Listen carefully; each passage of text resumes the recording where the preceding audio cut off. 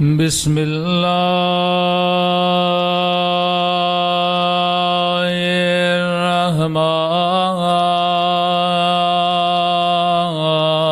الرحمن الرحیم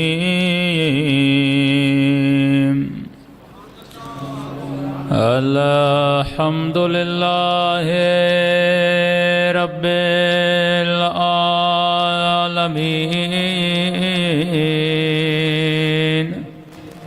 الحمد للہ کما هو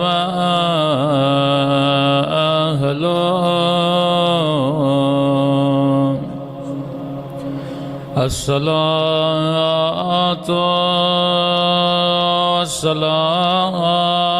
والسلام على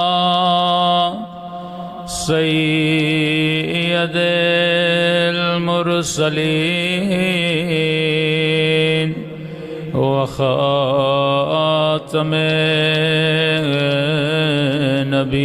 النبيين أبي القاسم محمد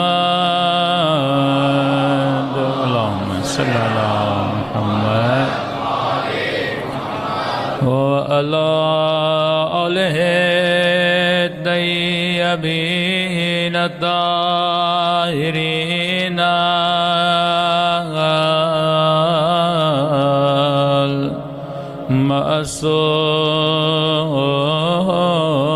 المعصومين سب مل کے دعا امام اللہم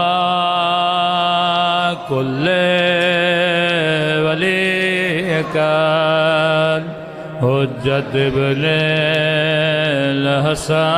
الحسن صلواتک علیہ وعلى آبائه في هذه الساعة وفي كل وليا وحافظا وقائدا وناصرا ودليلا وعينا حتى تسكنه أرضك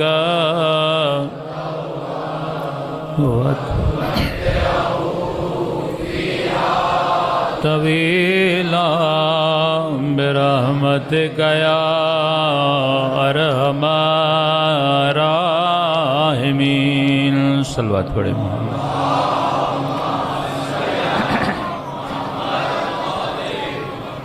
بسم اللہ الرحمن الرحیم رب اشرح لی صدری ویسر لی امری واحلل عقدۃ من لسانی یفقهوا قولی اما بعد فقط قال سبحانہ وتعالی فی محکم کتابہ بسم اللہ الرحمن الرحیم انما ولیکم اللہ ورسولہ والذین آمنوا الذین یقیمون الصلاة ویؤتون الزکاة وهم راکعون صلوات پڑھے محمد وعلا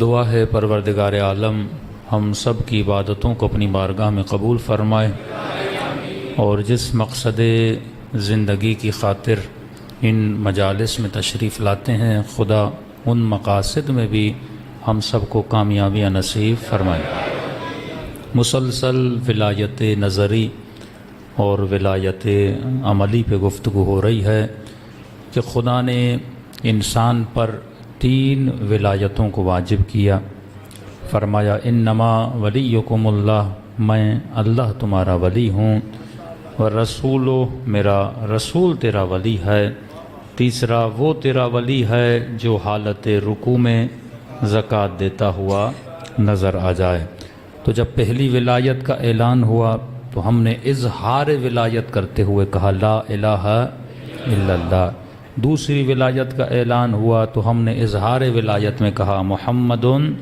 رسول اللہ اور جب تیسری ولایت کا اعلان ہوا ہم سب نے کہا علی ولی اللہ اور ہم نے شروع کی مجالس میں کہا کہ خدا نے نام نہیں بتایا نام سے زیادہ صفت اظہر ہوتی ہے، روشن ہوتی ہے، کیونکہ بندہ جتنا صفت سے پہچانا جاتا ہے اتنا نام سے پہچانا نہیں جاتا۔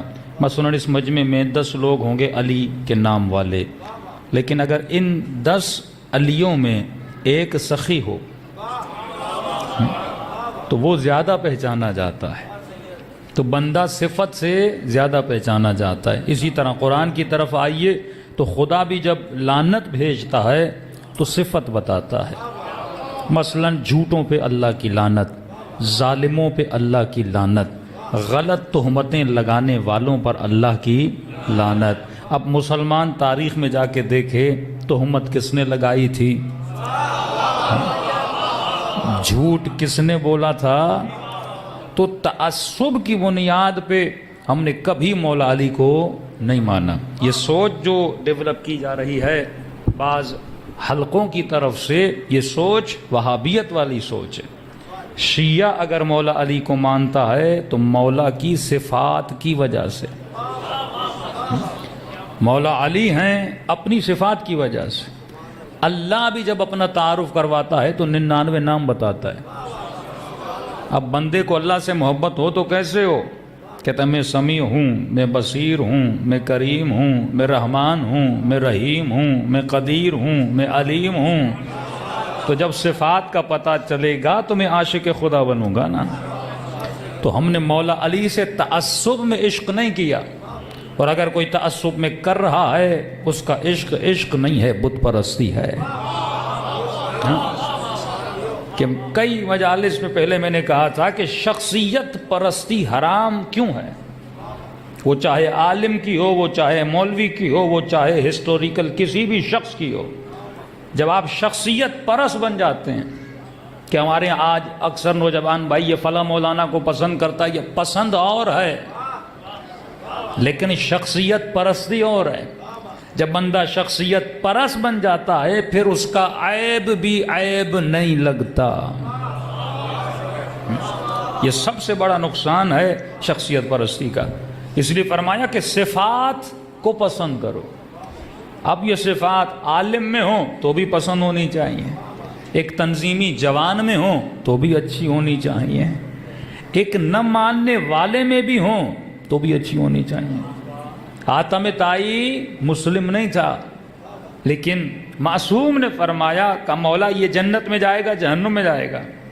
فرمایا کیونکہ اللہ کو نہیں مانتا تھا جہنم میں جائے گا۔ لیکن فرمایا کیونکہ سخی تھا اور وہ صفت الہی کا حامل تھا، ہوگا تو جہنم میں پر سخاوت کی وجہ سے آگ اسے جلائے گی نہیں۔ صفت معیار، ہمارے یہاں صفات کا معیار ہے، یہاں شخصیت پرستی نہیں ہے۔ آج معاشرہ جس سمت میں جا رہا ہے وہ شخصیت پرستی کے سمت میں جا رہا ہے۔ تجھے شخص پرست نہیں بننا، صفت پسند بننا ہے، وہ چاہے کوئی بھی ہو، عالم ہو، عام ہو، نوح خان ہو، کچھ کوئی بھی ہو۔ لیکن جب معاشرہ شخصیت پرست بن جاتا ہے تو دائرے ولایت سے نکل آتا ہے۔ کیوں کبھی کبھی اہل بیت نے سخت ترین جملے اپنی ذات کے لیے بولے، اپنی ذات کے لیے؟ ایسے جملے کے ممبر پہ بولوں شاید ایشوز کھڑے ہو جائیں، میں پڑھنا نہیں چاہتا۔ سخت ترین جملے اپنی ذات کے لیے بولے۔ کیوں بولے؟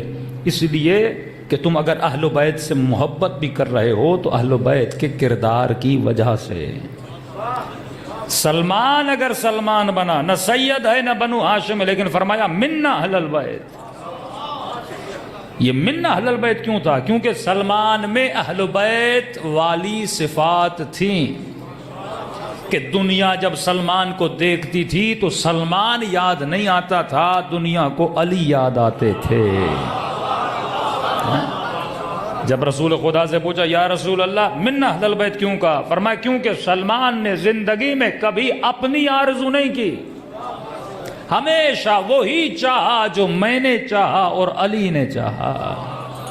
جب یہ چاہتیں بدل جاتی ہیں تو میں نے کل کی مجلس میں کہا کہ معیار کیا ہے؟ انسان کی فطرت میں ہے کہ انسان کمال کو پسند کرتا ہے، پرفیکشن کو پسند کرتا ہے۔ بچے سے پوچھو گے وہ کمال چاہتا ہے، کافر سے پوچھو گے کمال چاہتا ہے، ہندو سے پوچھو گے کمال چاہتا ہے، بوڑھے فقیر جو روڈ پہ سو رہا ہے نا اس سے بھی پوچھو گے وہ کمال چاہتا ہے۔ پھر سوال یہ ہے جب بشر کی فطرت میں چاہت کمال تھی پھر بشر زوال کی طرف کیوں جا رہی ہے؟ جب ہر بندہ کمال چاہتا ہے، کوئی بھی کائنات کا ایسا اسٹوڈنٹ نہیں ہے جو فیل ہونا چاہتا ہو، پھر اتنے شاگرد فیل کیوں ہوتے ہیں؟ بندہ نہیں چاہتا فیل ہو لیکن فیل ہو رہا ہے۔ بندہ نہیں چاہتا، کوئی بھی کائنات کا بندہ، کافر سے کافر، یزید سے بھی پوچھو گے نا جہنم میں جانا چاہتے ہو، کہتا ہے نہیں، پھر جہنمی کیوں بنا؟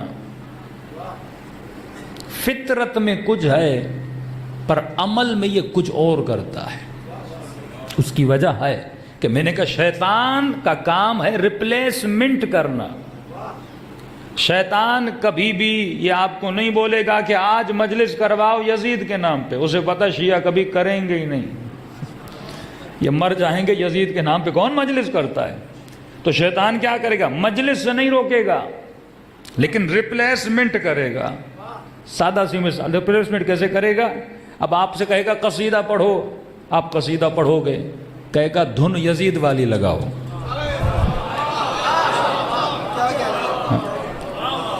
اب مجمع ہوا بھی کرے گا، یہ قصیدہ بھی پڑھے گا، لیکن دھن کون سی ہوگی؟ یزید والی۔ کہ مولانا یزید کی بھی کوئی دھن ہے؟ آپ نے یزید کو سنا کہاں؟ یزید شخص کا نام نہیں ہے، یزید صفت کا نام ہے۔ لیکن سوال یہ ہے جب زیارت، یہ بھی ایک اچھے سوالات ہیں جو ذہن میں میرے بھی آتے ہیں، آپ کے بھی آتے ہوں گے، کہ مولانا اگر لعنت صفت پر ہے تو پھر زیارت عاشوراء میں کچھ نام کیوں ہیں؟ دونوں ہے نا، اللہم لعن اول ثم ثانی والثالث والرابع والیزید خامسا۔ جب 4 تک آتے ہیں تو نام نہیں ہے، جب 5 پہ پہنچتے ہیں تو معصوم نام لیتے ہیں۔ تو سوال یہ ہے معصوم نے پہلے کا نام کیوں نہیں لیا، دوسرے کا نام کیوں نہیں لیا، تیسرے کا نام کیوں نہیں لیا، اور جب یزید کی باری آتی ہے تو یزید کا نام کیوں لیا؟ کبھی اچھا سمجھانے کے لیے ایک اور مثال دوں۔ مثلا ایک مومن میرے مولانا میں لوڈو کھیل رہا ہوں، کیا حلال ہے حرام ہے؟ ایک کئی نوجوان کہتے ہیں مولانا ہم کارڈز کھیلتے ہیں، تاش کے پتے، لیکن ہم شرط نہیں لگا رہے، دوستی میں کھیل رہے ہیں، حرام ہے حلال ہے؟ مجتہدین کہتے ہیں چاہے شرط لگاؤ یا نہ لگاؤ حرام ہے۔ تو کسی نے کہا مولانا یہ حرام تھا شرط کی وجہ سے، اب کیوں حرام ہے جبکہ میں شرط نہیں لگا لا؟ کبھی کبھی کوئی کھیل مظہر حرام بن جاتا ہے۔ ایک بندہ کہے میں شراب تو نہیں پیتا، لیکن شریعت کہتی ہے شرابی کے ساتھ گھومو بھی نہیں۔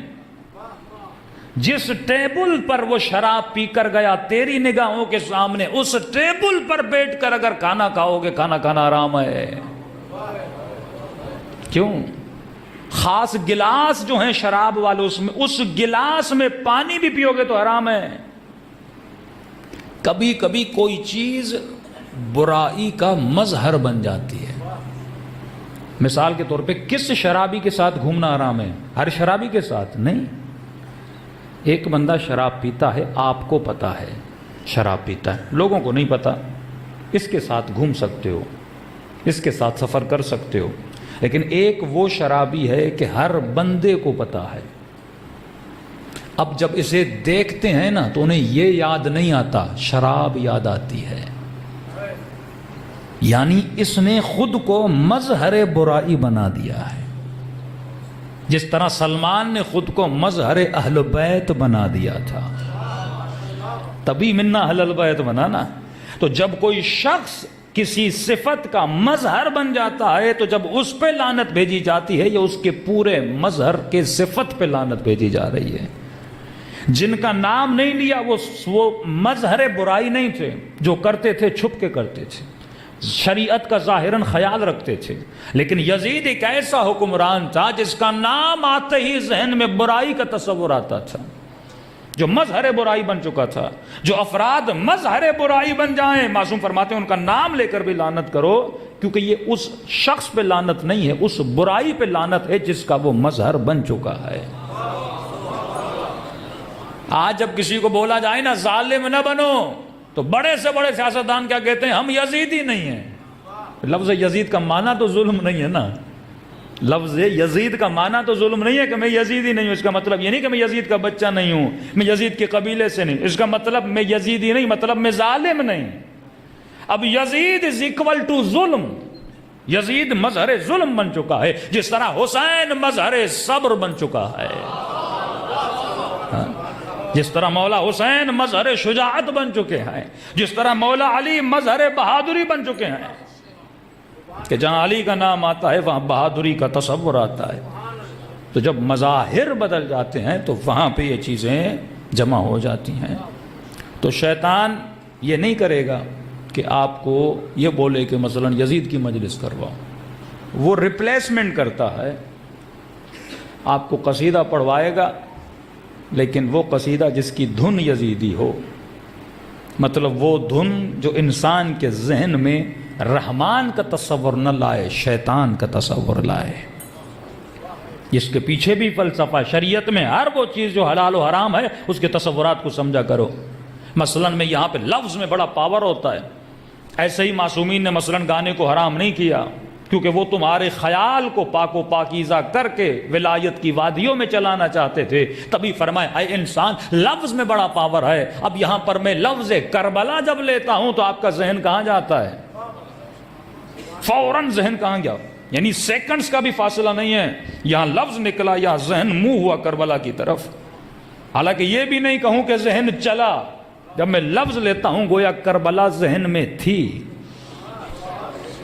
بس میں نے دیکھا، جو کچھ میرے ذہن میں ہے وہ میرے حضور میں ہے، بس میں متوجہ نہیں ہوں کہ کربلا میرے ذہن میں آئے، مولا علی میرے ذہن میں، امام زمانہ میرے ذہن میں، خدا میرے ذہن میں، بس توجہ کرنے کی ضرورت ہے، حضور کی ضرورت ہے۔ غفلت کا پردہ آتا ہے، چیز ہوتی ہے مجھے نظر نہیں آتی، لیکن جب حضور آتا ہے وہ چیز میرے سامنے آ جاتی ہے۔ تو مجلس حضور کو پیدا کرتی ہے، الفاظ حضور کو پیدا کرتے ہیں، تبھی فرمایا کہ ہاتھ میں ہر شیعہ اور مومن کے ہاتھ میں تسبیح ہونی چاہیے، یہ تسبیح تیرے وجود میں ذکر کو حاضر کرتی ہے۔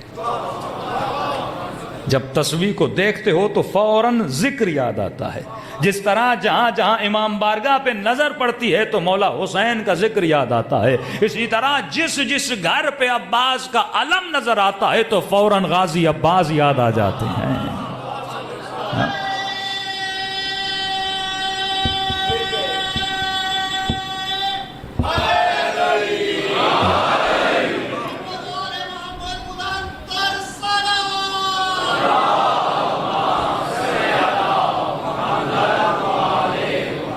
تو یہ لفظوں کی طاقت ہے، یہاں لفظ آیا، یہاں ذہن میں تصور آیا۔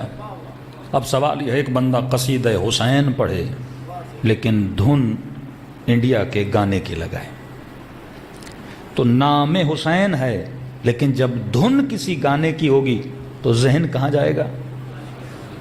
گانے کی طرف جائے گا۔ تو گویا یہ آب زمزم میں نجاست کو ملا رہا ہے۔ ہاں، نام حسین کو نجاستوں کے میدان میں لے رہا ہے۔ یہ پچھلے سال میں نے اس کا اشارہ دیا تھا آپ کو کہ یہ پاکیزہ ہستیاں ہیں، ان کا ذکر پاکیزہ چیزوں کے ساتھ کیا جاتا ہے، نجس چیزوں کے ساتھ نہیں کیا جاتا۔ یہ بڑی ایزلی آپ کی مجالس میں شیطان ان ہو جاتا ہے، اپنا کام کر کے جاتا ہے۔ مومن سمجھتا ہے میں حسین کا قصیدہ سن کے ثواب کما کر گیا ہوں، لیکن اپنے گھر میں گناہ کما کر جاتا ہے۔ مولا حسین کا پیسہ کہاں پہ لگا رہا ہے؟ فروغ گناہ میں، ترویج غنا میں، کہ وہ دھن لگا رہا ہے جو گانے کی ہے۔ اب قصوروار یہ نہیں، عوام بھی ہے۔ عوام واہ واہ کیوں کرتی ہے؟ کیونکہ اس نے گانا سنا ہوا ہے۔ یہ واہ واہ قصیدے پہ نہیں ہوتا، واہ واہ اس دھن پہ ہوتا ہے کہ کتنا ایکوریٹ طریقے سے یہ بندہ کاپی کر کے دھن نکال رہا ہے۔ تو مجمع واہ واہ کرتا ہے کہ بھائی واہ، تو نے کیا کاپی کی ہے اس گانے کی، کہ وہ خود بھی ایسا گانا خود نہ پڑھ سکتا جیسا تو نے اس کا ممبر پہ پڑھ دیا ہے۔ تو جب عوامی مزاج شیطانی بن جائے تو اصول ہے بزنس کا کہ سیل تبھی ہوتی ہے جب ڈیمانڈ ہو۔ جب کسی چیز کی ڈیمانڈ ہی نہیں تو سیل کہاں سے ہوگی؟ تو یاد رکھنا شیطان سب سے پہلے ڈیمانڈ کو پیدا کرتا ہے، پھر اس بازار میں اپنی چیزوں کو بیچتا ہے۔ تبھی فرمایا قُلْ لَا أَسْأَلُكُمْ عَلَيْهِ أَجْرًا إِلَّا الْمَوَدَّةَ فِي الْقُرْبَى، نبی نے کہا اس دل میں ایک ہی ڈیمانڈ پیدا کرو، وہ ہے میری آل سے مودت رکھنا۔ لیکن اگر یہ ریپلیسمنٹ ہو گئی، ڈیمانڈ کسی اور چیز کی آ گئی، اب بات یہ تھی بندہ چاہتا تو کمال کو ہے لیکن غلط چیز کے پیچھے کیوں جاتا ہے؟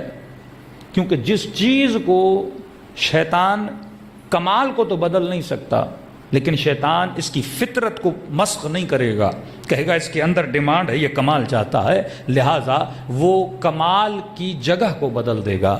مثلا کمال ہے معرفت حسین، کمال ہے عبادت خدا، کمال ہے نماز تہجد، کمال ہے تزکیہ نفس، کمال ہے اخلاق کی بلندیوں پہ پہنچنا، کمال ہے سخاوت مند ہونا۔ اب یہ چیزیں کمال ہیں لیکن شیطان کیا کرے گا؟ ریپلیسمنٹ کر دے گا۔ مثلا اسے کہے گا اگر مال آ گیا تو کمال ہے، شہرت آ گئی تو کمال ہے، حکومت مل گئی تو کمال ہے، رے کی حکومت ملی تو با کمال ہے، اے قاضی شرع اگر یہ سونے اور درہم و سکے ملے تو با کمال ہے۔ لیکن ایک مرتبہ مولا حسین کو دیکھتے ہو، وہ کمال کس چیز کو سمجھ رہے ہیں؟ اطاعت خدا کو کمال سمجھ رہے ہیں۔ مولا حسین اپنی انگلیوں کے درمیان اپنے اصحاب کو دکھا رہے، یہ دیکھو کمال یہ ہے کہ تو جنت میں جائے، دنیا میں جو بھی ملے وہ فنا ہے، بقا آخرت کو ہے۔ تو عقل مند انسان فنا کے پیچھے نہیں جاتا، بقا کے پیچھے جاتا ہے۔ تو اہل بیت ذریعہ شناسائی کمال ہے، وہ بندے کو بتاتے ہیں کہ حقیقت میں کمال کیا ہے، اور شیطان حقیقی کمال پہ پردہ ڈالتا ہے اور غلط چیزوں کو کمال کر کے مومن کو دھوکہ دیتا ہے۔ اب جب دھوکہ کھا جائے تو پوری زندگی دھوکے میں چلی جاتی ہے۔ تبھی امام رضا جب پہنچے فرمایا کلمۃ لا الہ الا اللہ، کلمۃ لا الہ الا اللہ حصنی امن دخل حصنی امن من عذابی۔ یہ کلمہ لا الہ الا حصار ہے، جو اس لا الہ الا اللہ کی ولایت میں آیا وہ ہر طرح کے عذاب سے بچ گیا، لیکن بشرطہا وشروطہا، اس کی شرط و شرائط ہے، وَأَنَا مِن شروطہا، اور اس کی شرط امام وقت ہے۔ تو راہ حق پہ تبھی تک منسلک ہو سکتا ہے جب تیرا ہاتھ امام کے ہاتھ میں رہے، ورنہ لا الہ الا اللہ پڑھنے سے جنت نہیں ملتی بلکہ با کمالوں سے ربط میں رہنے سے بندے کو جنت ملتی ہے۔ جو تجھے بتائے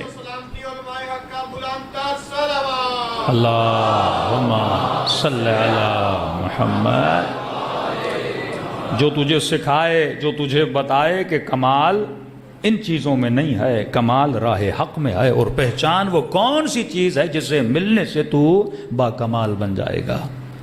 تو واقعاً سخت ہے اس چیز کو سمجھنا، لیکن بندہ جب اہل بیت کی راہوں پہ چلنے لگے تو کئی چیزیں اس کے لیے آسان ہو جاتی ہیں۔ پھر موت نہیں لگتی بلکہ کمال ملاقات الہی لگتا ہے۔ پھر جب بڑھاپا آئے تو بندہ ڈپریشن میں نہیں جاتا، انتظار کرتا ہے کب ملاقات علی ہوتی ہے۔ سوچ بدلی، ایموشن بدلے، سوچ بدلی، انسان کے احساسات بدلے۔ یعنی وہی موت جو اسے غمگین کر رہی تھی، جب معرفت آ گئی اب اسی موت کا سوچ کے غم میں نہیں جائے گا، خوشی میں چلا جائے گا۔ تو اہل بیت تو سوچوں کو بدلتے تھے، جب فکر بندے کی بدل جاتی تھی بندے کی زندگی بدل جاتی تھی۔ یہ افراد جو تاریخ میں آپ کو ملتے ہیں، ان افراد کی فکر غلط تھی۔ یعنی یزید کی اگر فکر صحیح ہوتی یزید نہ بنتا، شمر کی فکر صحیح ہوتی شمر نہ بنتا۔ اگر حر کو بچایا تو حر کی فکر نے حر کو بچایا۔ تو اہل بیت کا کام یہ تھا کہ لوگوں کی فکر کو صحیح ٹریک پہ لائیں، جس کی دعا یہ روز کرتا ہے اہدنا الصراط المستقیم، اس صراط مستقیم کو اس بندے کو چلائیں جہاں پہ چلے اس کی دنیا بھی بنے اس کی آخرت بھی بنے۔ تو کئی لوگ ہیں جو زبان سے 3 ولایتوں کا اقرار کرتے ہیں لیکن جس وادی میں چل رہے ہوتے ہیں وہ وادی شیطان کی وادی ہوتی ہے، اللہ کی وادی نہیں ہوتی۔ صلوات پڑھے محمد و آل محمد محمد واجل فرجہم۔ تو ایک اپنی فکر کو صحیح کرنا ہے، وہ فکر لینی ہے جو فکر اہل بیت ہے۔ دوسرا نظام ولایت کو سمجھنا ہے۔ ہم نے ولایت کا خلاصہ کیا 3 لفظوں میں، علی ولی اللہ، بس۔ ایک تو ہم نے اپنے دشمن کو خود طاقتور بنایا، کہ مولا فرماتے ہیں کہ مثلا قرآن کا جملہ خاطبہم الجاہلون، جب جہلاء تجھ سے مخاطب ہوں تو قالوا سلاما، جاہل کا جواب خاموشی ہے۔ مثلا سپاہی صحابہ کے چند لوگوں نے گستاخی کر دی مولا امیر کی شان میں، یا بول دیا کہ ان کا کلمہ اس طرح ہے یا دہشت گردی ہے، تو اگر اس چیز کو پھیلایا نہ جاتا، یعنی ایک بندہ میرے مولا کے لیے کچھ بول رہا ہے اور میں اسے پھیلاتا جا رہا ہوں، تو 2 طریقے ہیں نا، ایک تو پھیلاؤں اور وہ یہ چاہتا ہے کہ اس کی ساری انرجی اسی چیز میں لگ جائے۔ دیکھیے جو آپ نے ایسی ایکٹریسز اور ایسے ٹک ٹاکر دیکھے ہوں گے، 1-2 مہینہ 3 مہینہ کچھ ان کا نظر نہیں آتا، پھر ایسے اوٹ پٹانگ حرکتیں کرتے ہیں تاکہ سوشل میڈیا پہ وہ زندہ رہیں۔ گراؤنڈ پہ جب ان کی طاقت ختم ہو جاتی ہے تو آج جنگ سوشل میڈیا کی ہے۔ مثلا کئی ایسے لوگ ملیں گے، کئی ایسے خطیب ملیں گے، کئی ایسے مولوی ملیں گے، کئی ایسے مناظر بھی آپ کو ملیں گے، اصولیین ملیں گے، غیر مقلد ملیں گے، اخباری ملیں گے، جو گراؤنڈ پہ ہیں ہی نہیں لیکن سوشل میڈیا پہ بڑے مشہور ہیں۔ تو کچھ لوگ ہوا میں زندہ ہیں، کچھ لوگ زمین پہ زندہ ہیں۔ اب یہ جو ہواؤں میں زندہ ہیں نا، جن کو ہم قم میں بیٹھے تھے تو ہم نے کہا کہ آج سوشل میڈیا بندے کو بہت جلدی مشہور کر دیتا ہے، تو میں نے کہا اس کی مثال ایسے جیسے فارمی مرغی بہت جلدی موٹی ہو جاتی ہے پر چل نہیں سکتی۔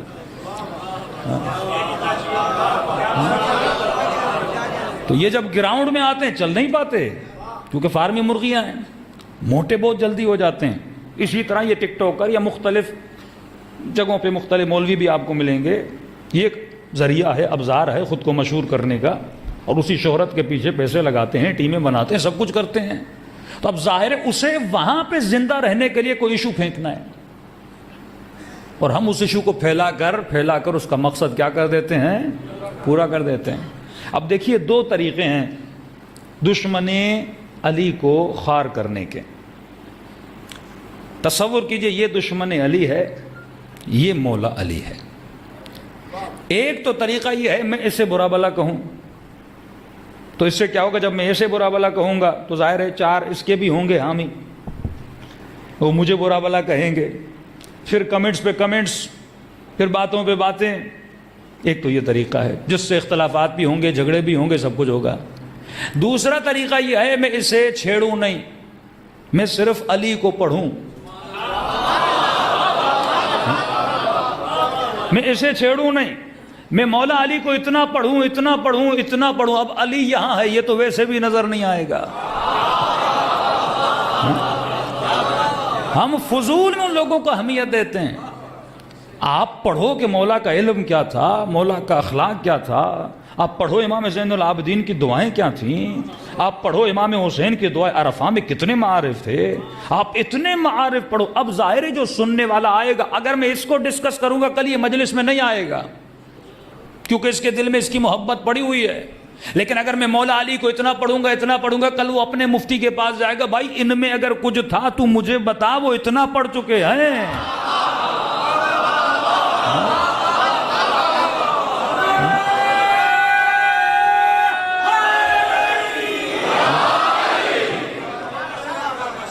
میں اخلاق علی بیان کروں، میں کردار علی بیان کروں۔ اب 2 چیزیں مولا کی شخصیت سے بیان ہوتی ہیں۔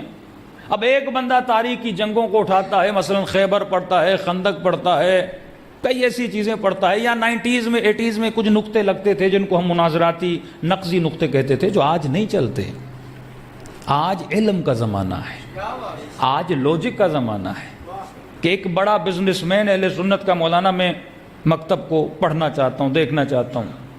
مثلا آپ بولو گے مولا علی نے مردے کو زندہ کیا، وہ بولے گا شیعہ ایسے ہی بولتے ہیں۔ اب میں کیسے ثابت کروں مولا نے مردے کو زندہ کیا؟ آپ بولو مولا علی ہواؤں میں اڑتے تھے، ایک مومن نے نہیں 40 مومنوں نے دعوت دی، مولا 40 کے گھر چلے گئے۔ تو آج کا جوان جو تھوڑا ماڈرن قسم کا پڑھا لکھا وہ کہے گا یہ کیسی باتیں کر رہے ہیں شیعہ. لیکن اگر میں اسے نہج البلاغہ دوں، اسے کوئی انکار نہیں کر سکتا، یہ زندہ معجزہ علی ابن ابی طالب ہے.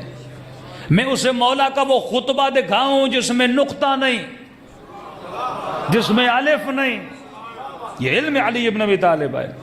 کم ہم مکتب کو جاننا چاہتے ہیں، میں نے کہا جاننا چاہتے ہو اہل بیت کا علم کتنا تھا، زہد کتنا تھا، تقویٰ کا جاننا چاہتا ہوں. میں نے کہا سب سے پہلے جاؤ دعائے کمیل پڑھو. اتنا عشق اس کے اندر آیا، ایسی دعا نہ کسی صحابی سے ملتی ہے نہ کسی ولی سے ملتی ہے. ایسی دعا پڑھی امیر المومنین نے. کہ کوئی اور دعا بھی، میں نے کہا دعائیں بہت ہیں، تو پہلے یہ پڑھ لے. دعائے کمیل پڑھ لی، اس کے بعد میں نے کہا یہ لے دعائے عرفہ. عرفہ جیسی تو دعا ہی نہیں ہے نا اللہ کے ساتھ منا. میں نے کہا پوری دعا حسین نے کھڑے ہو کر پڑھی. ایسی فصاحت، ایسی بلاغت، ایسے الفاظ کی ترتیب جو امام حسین نے دی. کھڑے ہو کر بندہ اتنی بڑی دعا، حافظہ دیکھیے. اب یہ بھی نہیں کہ مولانا یاد علم لدنی تھا نا، جب وہ خود پڑھیں گے یہ اہل بیت. دو دعائیں پڑھ کے کہنے لگا واللہ اگر نبی کے بعد کوئی ولی ہو سکتا ہے تو آل نبی ہو سکتے ہیں. ہاں؟ اب میں بیٹھ جاتا ان کو برا بلا بولنے، وہ خاک اسے شیعہ ہونا تھا. ہاں؟ قرآن کہتا ہے کسی کے جھوٹے خدا کو، یہ ایک سائیکولوجیکل پوائنٹ ہے. آتے ہی اگر کسی کے باپ کو گالی دو گے وہ تیرے ساتھ بیٹھے گا. انہوں نے تو باپ بنایا ہوا ہے نا، ان کو اس سے زیادہ بڑھ کے بنایا ہوا ہے نا. انہوں نے دین کا مرکز، دین کا محور، ایمان کا جز بنایا ہوا ہے. حقیقت میں ہے کچھ نہیں کہ بنایا ہوا ہے. اور وہ بھی یہی کہہ رہے ہیں کہ شیعہ یہ کرتے ہیں، اور آپ وہی کر کے ان کی بات کو سچا ثابت بھی کر رہے ہو. آپ ان کے الٹ چلو، آپ وہی کہو جو مولا کی ذات، مولا کا اخلاق، مولا. اتنی کتابیں ہیں بھائی، 70 جلدیں علماء نے. بہار کو دیکھ لو، شیخ مفید کی کتابیں دیکھ لو، علامہ مجلسی کی کتابیں دیکھ لو. یہ سب کچھ علم کس کے لیے ہے؟ لیکن جب پوری تقریر شعر و شاعری پہ چلی جائے، پوری تقریر لفاظیوں پہ چلی جائے کہ میں یہاں اردو جھاڑتا رہوں، میں شعر و شاعری، بھائی پڑھو 5 منٹ 10 منٹ. مجلس حسین کا مطلب یہ ہے یہاں حسین کی باتیں کی جائیں، اپنے ذہنی تصورات بیان نہ کیے جائیں.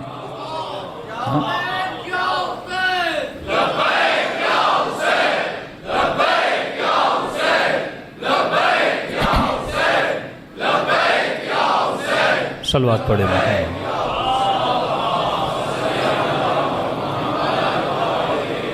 تو کبھی کبھی ہم خود ان کو اوپر لاتے ہیں، حالانکہ وہ اہل سنت میں اکثریت میں بھی نہیں ہیں. 2 3 4 5 بدنام چہرے ہیں جو آتے ہیں سوشل میڈیا پہ کوئی چیز پھینک دیتے اور ہم اسے اتنا پھیلاتے ہیں. وہ چاہتے بھی یہی ہیں. اصل یہ ہوتا ہے کہ آپ کی ڈائریکشن کو بدلا جائے. ایک گاڑی 120 کی سپیڈ سے چل رہی ہے، اب تصور کرو 1 میٹر ادھر ہو جائے تو جتنی سپیڈ سے وہ جا رہی ہوگی نا اتنی سپیڈ سے غلط راستے پہ چلی جائے گی. یہ قوم صدیوں سے عزاداری منا رہی ہے، اور اگر حقیقت عزاداری یہ قوم سمجھ جاتی شاید پوری دنیا میں کسی ملک میں بھی شیعہ سے مضبوط کوئی قوم نہ ہوتی. ہر سیاستدان یہ چاہتا ہے کہ میں سب سے بڑا جلسہ کروں. مشکل سے مشکل کام ہوتا ہے لوگوں کو گھروں سے نکال کر میدانوں میں جمع کرنا. بسیں بھیجی جاتی ہیں، دیگوں کی لالچ دی جاتی ہے، پتہ نہیں کیا کیا کر کے 2 لاکھ 1.5 لاکھ زیادہ سے زیادہ کوئی سیاسی جلسہ ہوگا، کتنے مجمع کا جلسہ ہوگا. یہ واحد قوم ہے جسے حسین نے گھر سے نکلنے کی ٹریننگ دی ہے.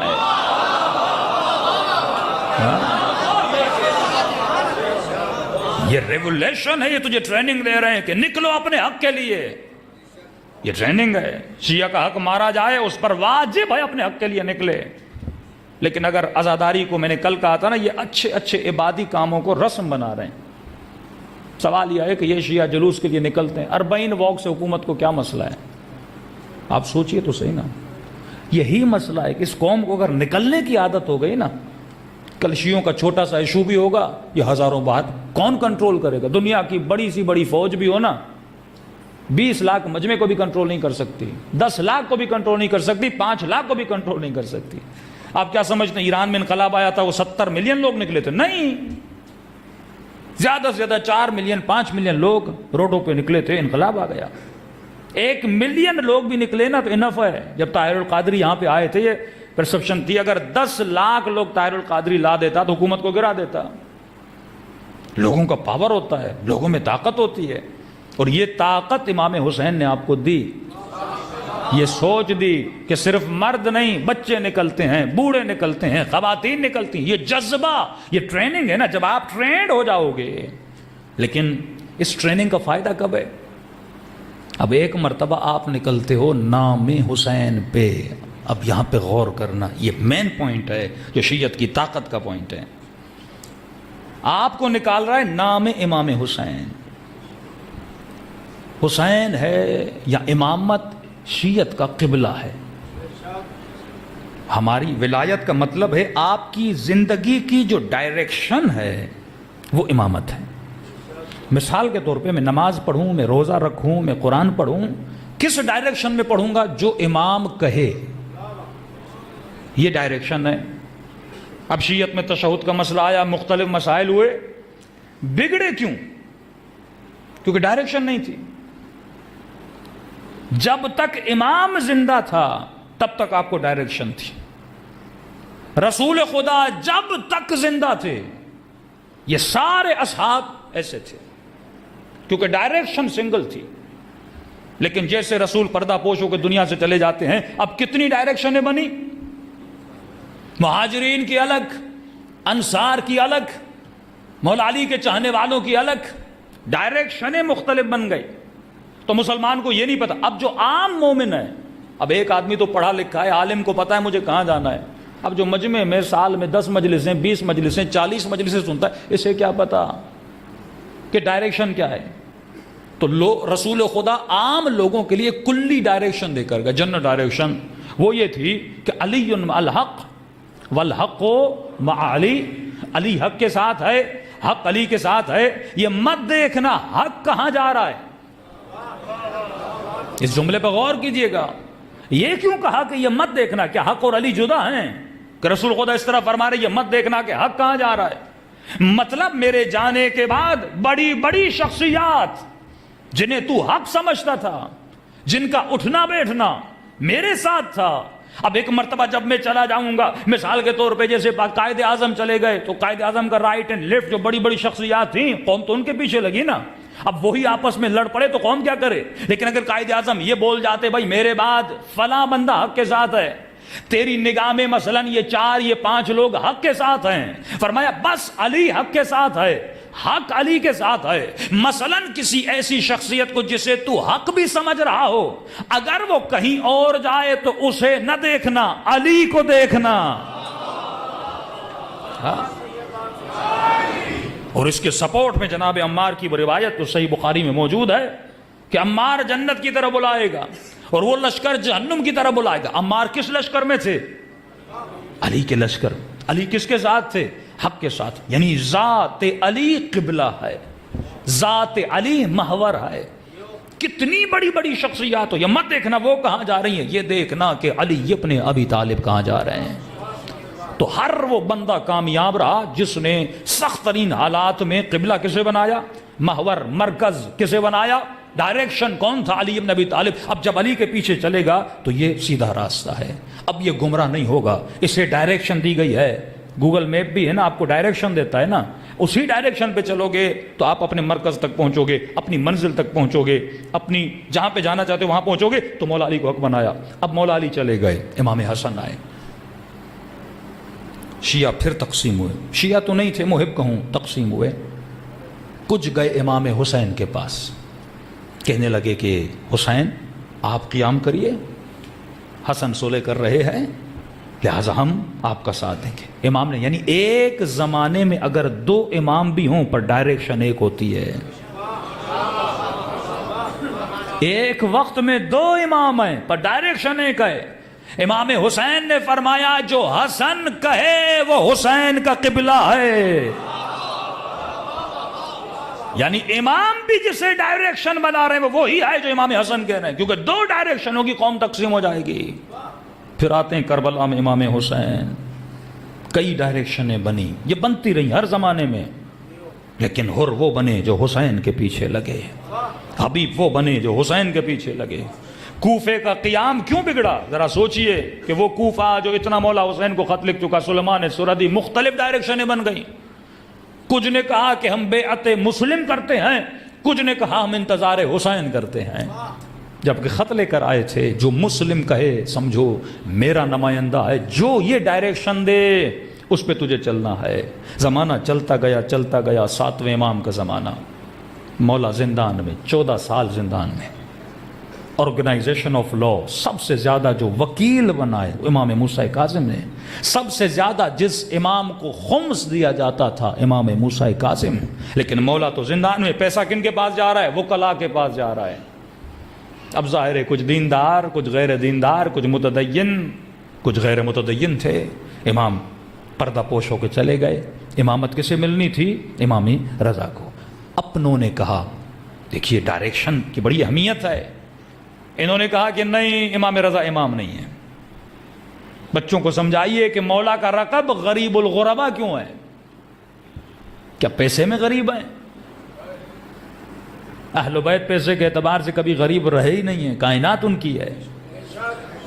تو اکثر مومنین جا کے گریا کرتے، مولا امام رضا آپ کا روزہ ماشاءاللہ اتنا حسین، اتنے خادم، سونے کی سبیل، مولا آپ غریب کہاں ہیں؟ امام حسن غریب ہیں کہتے ہیں نا۔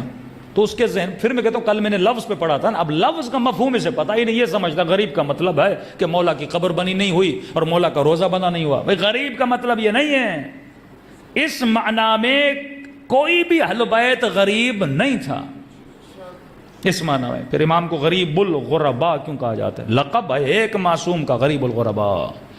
واحد امام تھا جسے شیعوں نے امام ماننے سے انکار کیا تھا، اس لیے غریب تھا۔ اللہ نے بیٹے کا اولاد نہ دیا، 40 سال تک کہتے تھے یہ امام نہیں ہے کیونکہ اسے بیٹے کی اولاد نہیں ہے، سلسلہ امامت کیسے چلے گا؟ ڈائریکشن جب بگڑ جاتی ہے تو بندہ امام سے دور ہو جاتا ہے۔ دوسرا، مال کی لالچ تھی، اتنا خمس امام رضا کو کیسے دیتے؟ وہ کلانے کا نہیں یہ امام نہیں ہے۔ اور جب خدا نے بیٹا دیا، اتنے بدبخت تھے کہ مولا کو کہنے لگے یہ تیرا بیٹا نہیں ہے۔ یہ حالات امام رضا نے دیکھے کہ چہرہ شناس کو انہوں نے بلایا، جو چہروں کو دیکھ کر پہچان کرواتا تھا کہ یہ بچہ کس کا ہے۔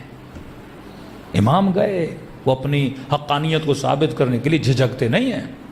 امام نے کہا ٹھیک ہے، جسے بلانا ہے بلاؤ۔ چہرہ شناس کو بلایا، کھیت پہ لے گئے، کئی کسان کھیتوں میں کام کر رہے تھے۔ امام رضا کو کہا جاؤ کسانوں کے بیچ میں، وہاں پہ ان کے ساتھ کام میں مشغول ہو جائیے۔ اور امام جواد بچوں کے ساتھ کھیل رہے تھے۔ چہرہ شناس آیا، چہرہ شناس کے ساتھ باتیں کی، کہ چہرہ شناس یہ تو بتاؤ، یہ جو بچہ بچوں کے ساتھ کھیل رہا ہے، بتا سکتے ہو کہ اس کا والد کون ہے؟ اب یہ اس کے ساتھ بیٹھے ہوئے ہیں، سمجھو 15 20 25 کتنے لوگ، اور امام رضا دور ان کسانوں کے ساتھ کھیتی باڑی میں مشغول ہو گئے تھے۔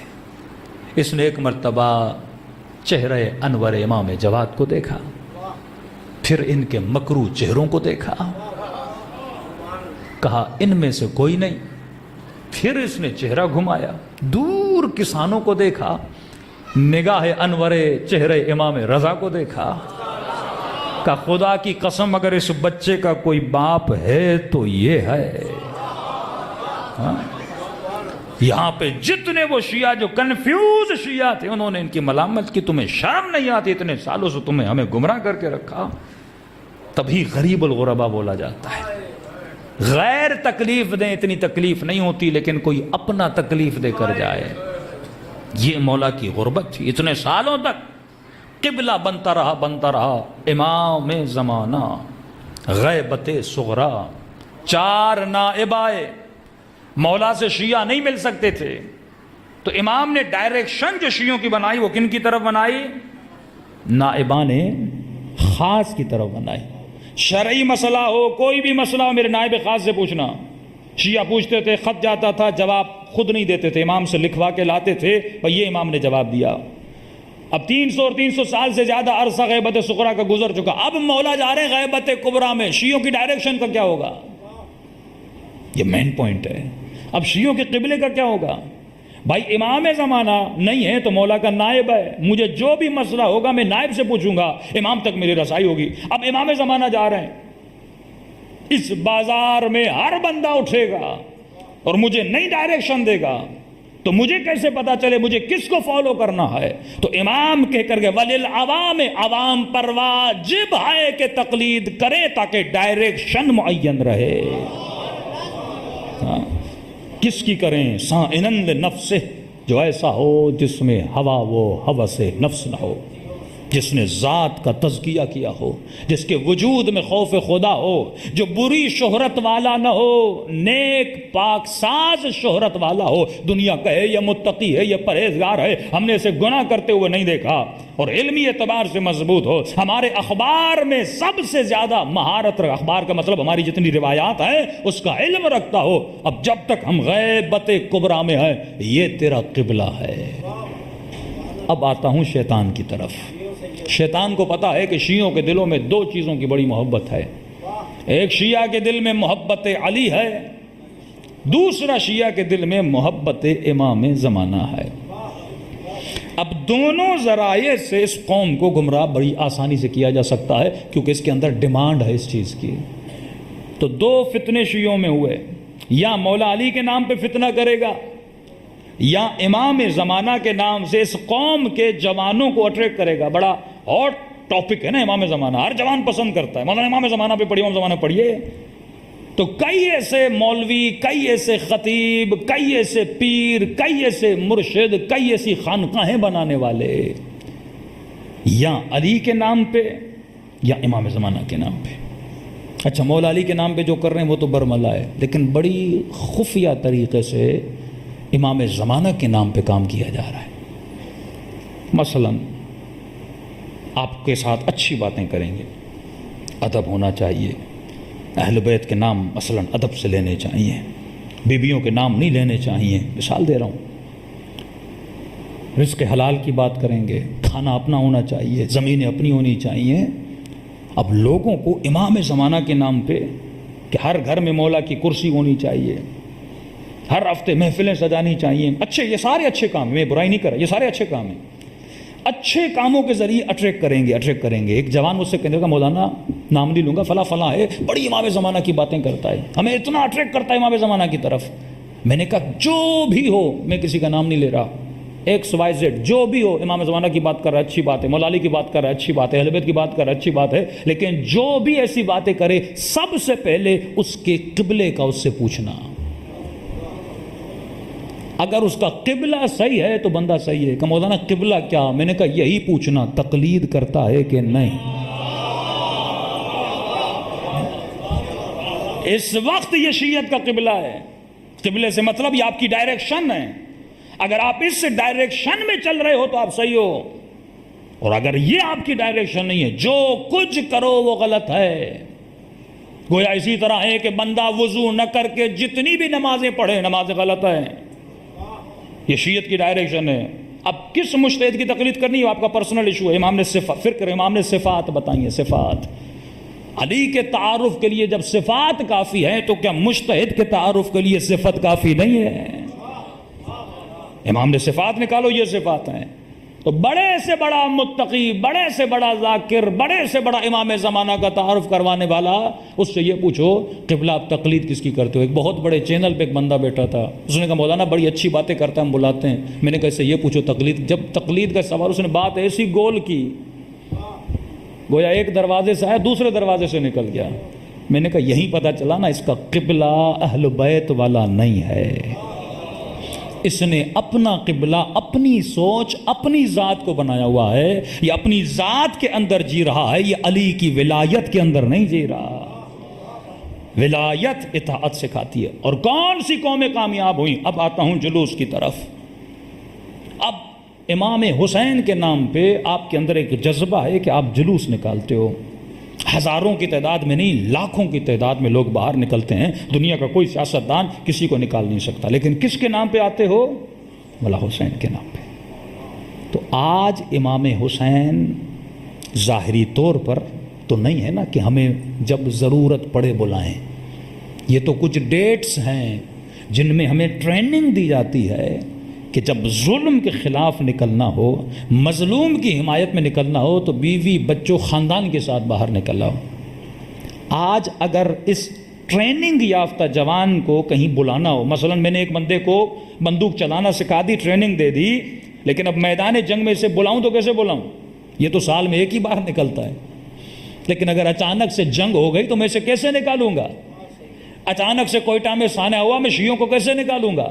اچانک شیعوں کے نصاب کا مسئلہ ہوا، شرعی مسئلہ ہوا، فقہی مسئلہ ہوا، حجاب کے خلاف کوئی قومی اسمبلی میں قانون پاس ہو گیا، جوانوں کی غیرت کے حوالے سے گے کے اوپر، لیسبین کے اوپر، جو اسلام کے سخت ترین قوانین کے خلاف ہے، اور آپ کا حکمران ایسا قانون پاس کر دیتا ہے تو آپ کیسے نکلو گے؟ کون نکالے گا؟ حسین کے نام پہ تو آپ یا اربعین پہ نکلتے ہو، عاشورہ کے نام پہ نکلتے ہو. تو اب آپ کو وہی نکالے گا جس کو آپ نے قبلہ بنایا ہے. اور جو قومیں اس قبلے کو فالو کرتی ہیں ان قوموں میں انقلاب بھی آ جاتے ہیں. ایرانی قوم کس کے کہنے پر نکلی؟ جسے انہوں نے اپنا قبلہ سمجھا تھا. تو کہا اگر نائب امام کا ہے اور یہ میرا قبلہ ہے تو اس کی اطاعت عینہ اور ہو بہو ایسے ہی ہے جیسے میرے امام کی اطاعت ہے. 8 سال اس قوم نے اپنے بچوں کو قربان کیا، ایک ایک ماں نے 5 بچوں کو قربان کیا. تو جو قوم نائب سے اتنی محبت کرے، تصور کرو امام کی محبت کتنی ہوگی دل میں. تو اگر تو مسلم ابن عقیل سے وفا نہیں کر سکتا تو تو حسین سے بھی وفا نہیں کر سکتا. تو یہ نہیں کہ بندہ بولے میں امام زمانہ کا تو اطاعت گزار ہوں لیکن مسجد کا چھوٹا سا پیش امام ہو تو اس کا ادب نہیں کر سکتا، تو اس کا احترام نہیں کر سکتا، تو تو امام زمانہ کا بھی احترام نہیں کرے گا. یہ باتیں ہیں. ادب چھوٹی چھوٹی چیزوں سے شروع ہوتا ہے. بندہ گھر میں باپ کا ادب نہ کرے اور کہے میرے دل میں عباس کا ادب ہے. تو ماں کی بے احترامی کرے اور بولے سیدہ زینب کا ادب ہے، بی بی کہیں گی تو جھوٹا ہے. کیونکہ ہم نے کہا ہے پہلے ماں باپ کا ادب کر، اس کے ادب میں ہمارا ادب ہے، ان کے ادب میں اہل بیت کا ادب ہے. قرآن کہتا ہے اف تک نہ کہو. اللہ کیوں کہہ رہا ہے؟ 9 حصے ایمان کی خدمت خلق، ایک حصہ عبادت الہی ہے. یہ عبادت سیڑھی کا نام ہے. جب تو نچلے درجوں کو پورا نہیں کرتا اوپر والے درجے کو بھی نہیں کرے گا. جب تو اللہ کی اطاعت نہیں کر پا رہا تو خدا کی اطاعت نہیں کر پا رہا تو امام زمانہ کی بھی اطاعت نہیں کرے گا. تو قطرہ قطرہ مل کے ایمان کا دریا بنتا ہے. تو یہ ٹریننگز ہیں جو اہل بیت دے رہے ہیں، لیکن جب اس قوم میں ڈائریکشن خراب ہو جائے. اور سب سے بڑا ظلم عظیم جو اس قوم کے ساتھ بعض مولویوں نے، بعض شخصیات نے کیا، وہ 90s میں کیا کہ اس قوم کی قیادت کو الزامات کے ذریعے. ایک بات یاد رکھیے، قائد کرپٹ بھی ہو نا لیکن قوم متحد ہو وہ قوم مضبوط ہوتی ہے. نام نہیں لینا چاہتا لیکن آغا خان میری نظر میں تو متقی نہیں ہے نا، لیکن آغا خانی کیوں مضبوط ہے؟ کیونکہ کوئی آغا خانی اپنے قائد کے خلاف ایک لفظ نہیں بولتا. جب قوموں زبان درازی پہ آ جائے نا، انسان ہے جائز الخطا ہوتا ہے، لیکن جب قومیں زبان درازی کرنے لگیں، مولا علی کا جملہ یاد رکھنا، فرمائے وہ جتنے اپنے باطل پہ مضبوط ہیں تو اتنا اپنے حق پہ مضبوط نہیں ہے. جب ہم نے یہ جرت دی نا کہ قوم کا بچہ بھی اٹھے اور مولوی کو گالی دے، مولوی کو برا بلا بولے، تو اس قوموں کی قیادتیں کبھی مضبوط نہیں ہوتی. اور جہالت میں آ کر ہمارے لوگوں نے وہی کام جو دشمن چاہتا تھا. جب گلگت بلتستان کے الیکشن ہوئے، بے نظیر کی حکومت تھی، اکثریت میں شیعہ جماعت ووٹ لے کر آئی. اس وقت ان کو خوف ہوا کہ for the first time Pakistan میں ایک ایسا صوبہ بھی بن رہا ہے. یہ صوبہ اس ٹائم بن رہا تھا بے نظیر کی حکومت میں، اور وہ تو یہ سمجھتی تھی صوبہ میں بنا رہی ہوں، پارٹی تو میری جیتے گی. اسے کیا پتا تھا یہاں پر تحریک جعفریہ جیت جائے گی. تو اسے امریکہ نے کہا ہوش کے ناخن لے، تو صوبہ بنا کے خود نہیں جیتے گی، شیعوں کو پورا صوبہ دے رہی. آج تک پاکستان میں نہیں ہوا کوئی مذہبی جماعت پورے صوبے میں الیکشن جیتے. تو تم پورا صوبہ شیعوں کا بنا رہی ہو. اور شیعہ کیوں مضبوط تھے؟ کیونکہ شیعوں کا قبلہ ایک تھا. اب کیا جائے گا؟ انڈیویجولز کو مضبوط کیا جائے گا. کہ بڑی باریک بینیاں ہوتی ہیں. مثلا میں خطیب ہوں، اچھی مجلس پڑھوں گا، 1 لاکھ 2 لاکھ مجمع مجھے سنے گا، اب کیا کریں گے؟ مجھے مضبوط کرنا شروع کریں گے، اتنا مضبوط کریں گے قوم کو میں لیڈر لگوں، خطیبوں کو لیڈر بنائیں گے، انڈیویجولز کو لیڈر بنائیں گے۔ یہ نہیں کہ وہ خطیب متقی نہیں ہے، پرہیزگار نہیں ہے، سوال یہ نہیں ہے، اچھا بندہ ہوگا لیکن اسے ہیرو بنائیں گے، لیڈر بنائیں گے، تاکہ انڈیویجولز مضبوط ہوں اور شیعہ بٹ جائیں انڈیویجولز میں، ایک قیادت نہ رہے۔ طالقانی اچھے تھے، برے نہیں تھے، لیکن جب امام خمینی رہبر بنے تو پالیسی یہی تھی کہ قوم اگر 2 لیڈرز میں بٹ جائے گی تو قوم کامیاب نہیں رہے گی۔ ایران میں آج تک قیادت کیوں کامیاب ہے؟ اب سوال یہ نہیں کہ اگر رہبر علمی اعتبار سے مثلا جتنے قوم کے مجتہدین ہیں سب سے بڑھ کر ہیں، ایسا نظریہ کسی کا نہیں ہے، ان سے بڑھ کر مجتہد بیٹھے ہیں جو علمی اعتبار سے، مختلف اعتبار سے، لیکن لیڈر کون ہے، رہبر کون ہے؟ تو ڈائریکشن تمہاری ایک ہونی چاہیے، علم اور ہے، رہبریت اور ہے۔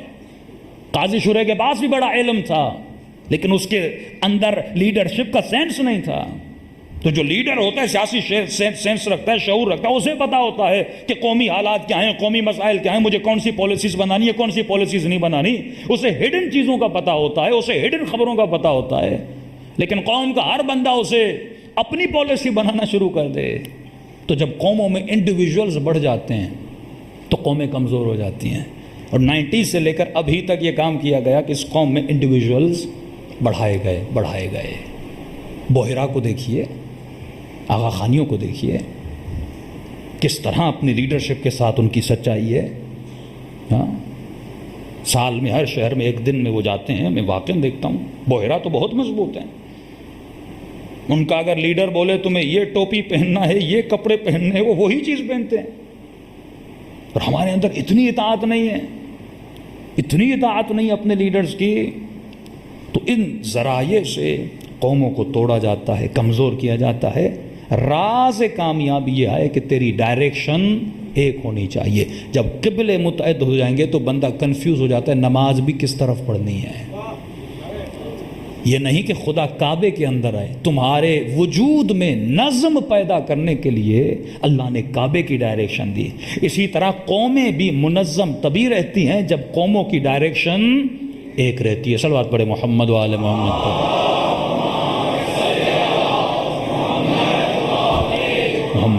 10 متقی، 10 پرہیزگار، اس سے بڑھ کے جملہ کہوں 10 حسن نصر اللہ پاکستان میں ہونا، 10 حسن نصر اللہ، پاکستان کامیاب نہیں ہوگا، شیعت کامیاب نہیں ہوگی۔ جب ایک حسن نصر اللہ ہوگا نا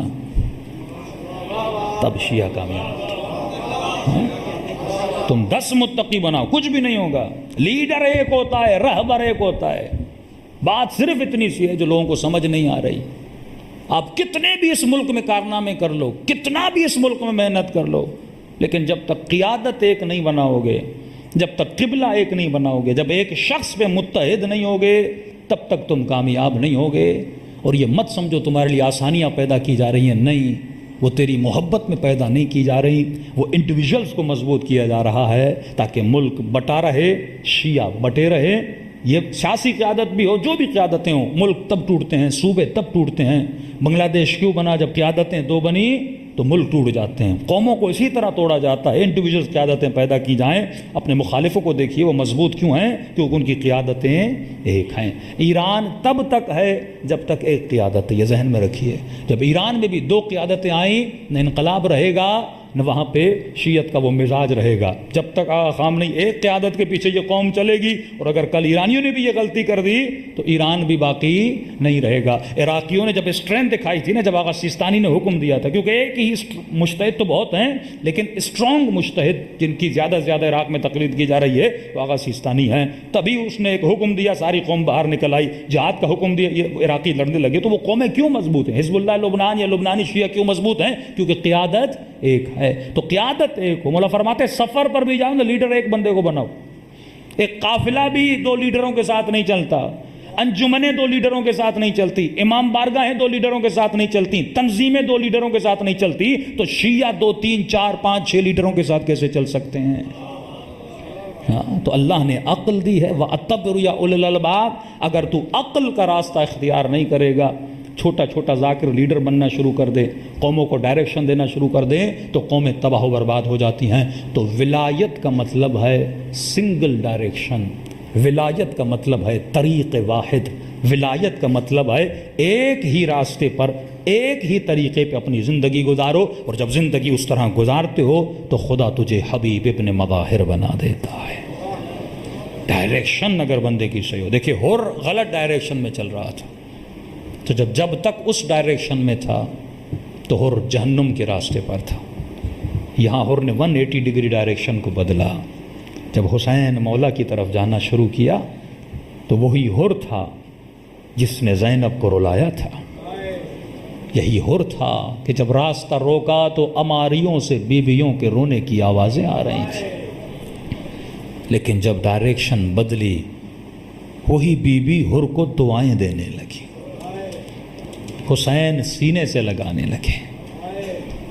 کتنے بھی عالم بن جاؤ، زاہد بن جاؤ، نماز شب پڑھنے والے بن جاؤ، اگر امام کی بتائی ہوئی ڈائریکشن عقل کے اصولوں پہ نہیں چلتے تو تم خلاف نظام ولایت چل رہے ہو۔ فتح، فلاح، کامیابی اسی کو ملتی ہے جو اپنے امام سے قدموں کو آگے نہ بڑھائے۔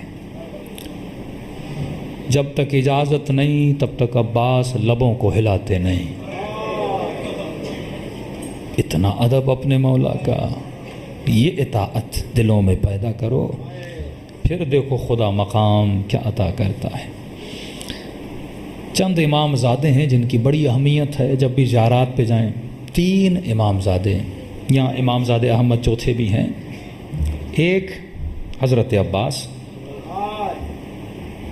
مولا فرماتے ہیں میری زیارت سے پہلے عباس کی زیارت کیا کرو۔ کچھ تو کیا ہے نا، کتنا مقام ہے، بھائی تو اور بھی ہیں۔ ادب، اطاعت کاملہ۔ دوسرا زیارت شاہ عبد العظیم شہر رے، غالباً 10ویں امام فرماتے ہیں جسے حسین کی زیارت کا ثواب لینا ہے وہ شاہ عبد العظیم کی زیارت کر لے۔ تیسری زیارت قم میں معصومائے قم، جب عالم دین نے امام زمانہ کو خواب میں دیکھا تو مولا سے شکوہ کیا، مولا آپ کریم ہیں؟ امام نے کہا کریم ہیں۔ کہا مولا کریم کیا کسی کو محروم کرتا ہے ثواب سے؟ امام نے کہا ہرگز۔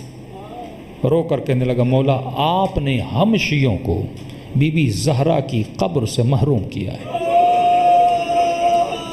مولا ہر معصوم کی زیارت کر کے آتے ہیں پر پتہ نہیں بی بی کی قبر کہاں ہے کہ جا کے اس قبر کی زیارت کریں۔ مولا مرتے مر جائیں گے لیکن پتہ نہ چلے گا۔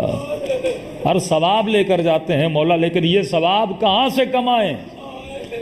تو امام نے فرمایا قبر چھپی ہے، مصلحت تھی تاکہ کچھ غفلت میں رہنے والوں کو بیدار کیا جائے، لیکن یہ نہیں کہ ہم کریم نہیں، ہم نے تجھے زیارت سے محروم کیا ہے۔ فرمایا جسے میری دادی زہرا کی قبر کا ثواب لینا ہے وہ قم میں معصومہ کی زیارت کر لے۔ یہ مقامات کیوں ملے؟ کیونکہ ان کے کردار اتنے بلند تھے، رفتاریں اتنی بلند تھیں۔ تو دعا کریے کہ ایک نگاہ خاص اہل بیت ہمارے اوپر بھی کریں، خدا کرے کہ حسین نگاہ کرم کریں اور ہم بھی حر بن جائیں، اور قبل کی پہلی رات مولا حسین کی زیارت نصیب فرمائے۔ السلام علی الحسین وعلی علی ابن الحسین وعلی اولاد وعلی اصحاب، سب مل کے السلام علی الحسین وعلی علی ابن الحسین وعلی اولاد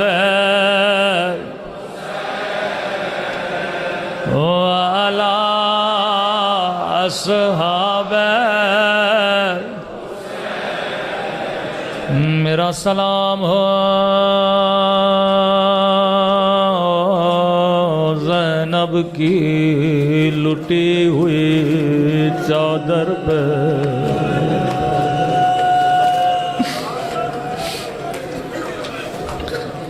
میرا سلام ہو بچپن میں سکینہ کی جھکی ہوئی کمر پہ، فرمایا شیو جب بھی پانی پیو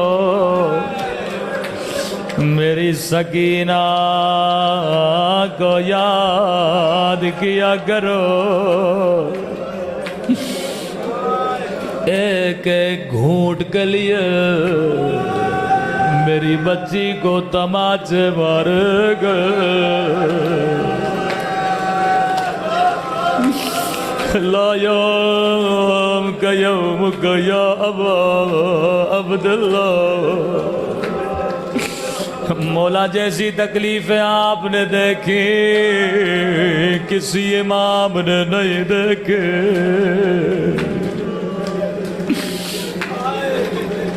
فرمایا ذوالجناح مجھے دور لے جا، کہیں سکینہ کی نظر میرے زخموں پہ نہ پڑ جائے، کہیں زینب کی نظر میرے اوپر نہ پڑ جائے۔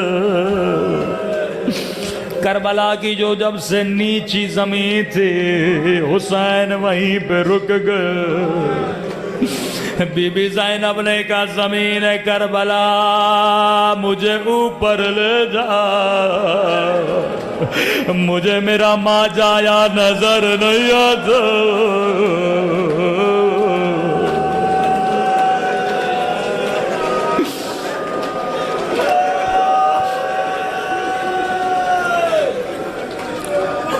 ایک کرتا ہے جس نے زینب کو بڑا رلایا، غش کھا گئی تھی بی بی زینب جب حسین مولا نے یہ کرتا مانگا تھا۔ اس کرتے کی بڑی تاریخ ہے، آج تھوڑے اس کرتے کے مصائب سنو۔ فرمایا عمر 4 برس تھی، سیدہ نے کہا فضا میری بیٹی زینب کو بلاؤ، میں کچھ وصیتیں کرنا چاہتی ہوں۔ بی بی زینب کمرے میں آئی، کہا فضا تو باہر چلے جا، بڑے ادب سے ماں کے قدموں میں بیٹھی، فرمایا زینب وہ صندوق لاؤ، جیسے صندوق ماں کو دیا جناب زہرا نے کفن نکالا، فرمایا زینب یہ میرا کفن، اللہ کسی بچی کو ماں کا کفن نہ دکھائے، کیا گزری ہوگی میری بی بی زینب پہ۔ کا بیٹی زینب جب بابا غسل دیں یہ کفن اپنے بابا کو دینا، روتی ہوئی آنکھوں سے کفن لیا، کانپتے ہوئے ہاتھوں سے کفن کو زمین پہ رکھا، پھر صندوق سے دوسرا کفن نکالا، کہا زینب یہ تیرے بابا علی کا کفن،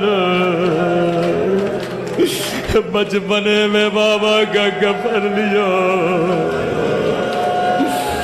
ایک دن آئے گا حسن تجھ سے کفن مانگے گا، یہ حسن کو دے دو۔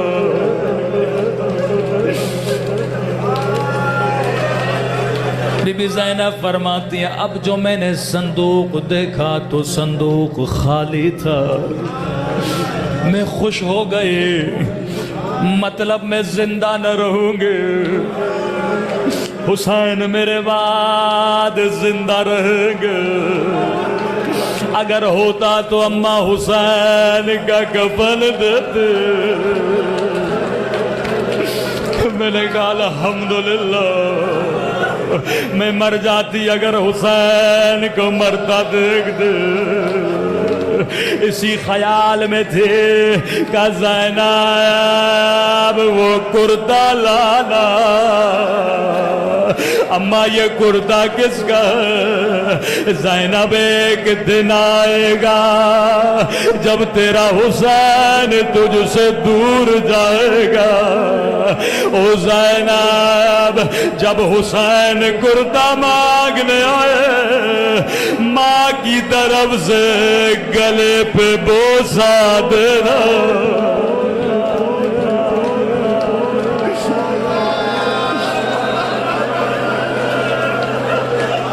لیکن قیامت کا منظر تھا کربلا میں.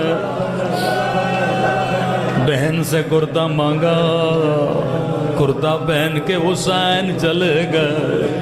میں آپ سے ایک سوال کروں گا, بدن دو چیزوں سے پہچانا جاتا ہے. بدن ایک سر سے پہچانا جاتا ہے, دوسرا کپڑوں سے پہچانا جاتا ہے. ایک ہفتہ بھی کسی کے ساتھ گزارا ہو, اگر 6 مہینے کے بعد بھی دیکھو بندے کو پہچان جاؤ گے. لیکن راوی کہتا ہے زینب جب مقتل میں پہنچے ہر لاشے کو دیکھ کے کہتی تھی انت خیر, انت خیر, کیا تو میرا بھائی ہے؟ بی بی زینب حسین کیوں نہیں پہچان میں آ رہا ہے؟ رو کر کہیں گی بدن پہ سر موجود نہیں ہے, تن پہ کرتا موجود نہیں ہے.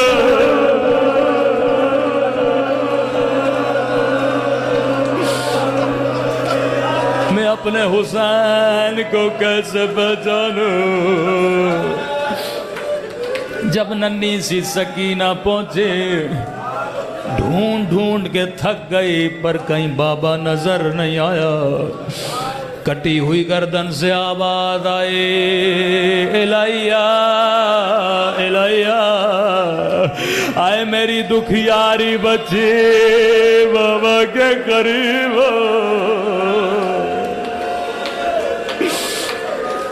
اب سننا بی بی زینب کا جملہ.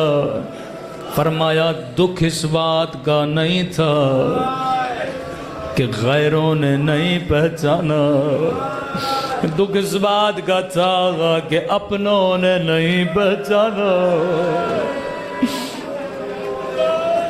قافلہ بازار میں پہنچا, سکینہ بی بی زینب کی گودی میں تھی. آہستہ سے کہا پپھی اماں مجھے پیاس لگی ہے.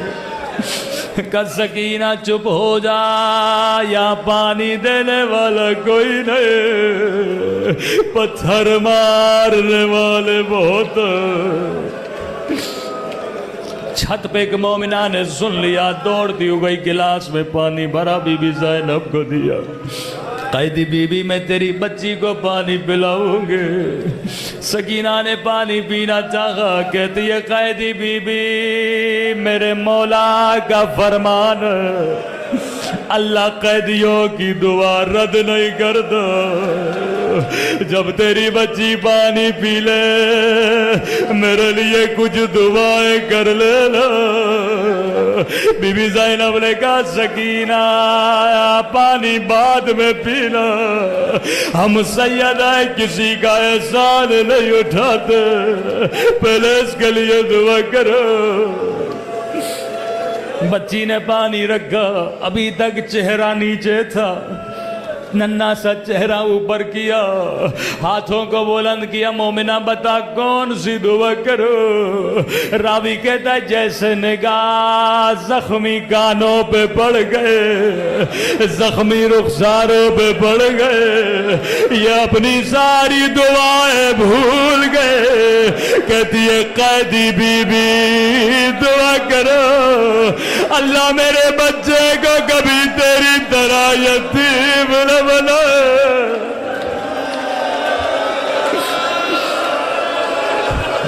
سکینہ نے دعا کے لیے ہاتھوں کو بلند کیا، رو کر کہا میرے اللہ تجھے میری یتیمی کا واسطہ او کسی بچی کو میری طرح یتیم نہ بنانا۔ ہاں بتا دوسری دعا کیا کروں؟ دوسری دعا نے پورے قافلے کو رلا دیا۔ کہنے لگی قیدی بی بی مدتیں گزر گئے، میں مدینہ نہیں گئے، مدینے کا نام سننا تھا، زینب کو نانا کا روزہ یاد آیا۔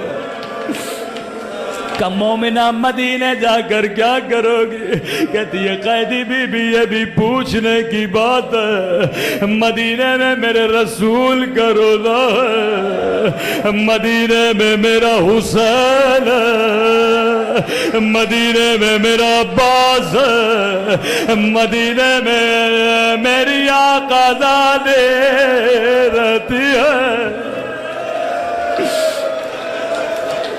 اب تصور کرو سکینہ پہ کیا گزری ہوگی۔ بی بی زینب کو بڑا پیار آیا کہ مومنہ تو نے حسین کا نام لیا، تو نے عباس کا نام لیا، لیکن مجھے یہ بتا کیا مدینے والی بی بی سے ناراض ہو؟ اس کا نام کیوں نہیں بتاتی؟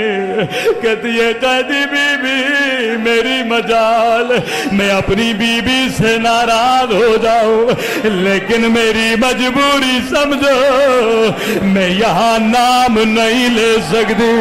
کیوں نہیں لے سکتی؟ کہتی ہے قیدی بی بی یہ بازار کا ماحول ہے، او نامحرم کا مجمع ہے، میری بی بی نام ہے علی کی بیٹی کا۔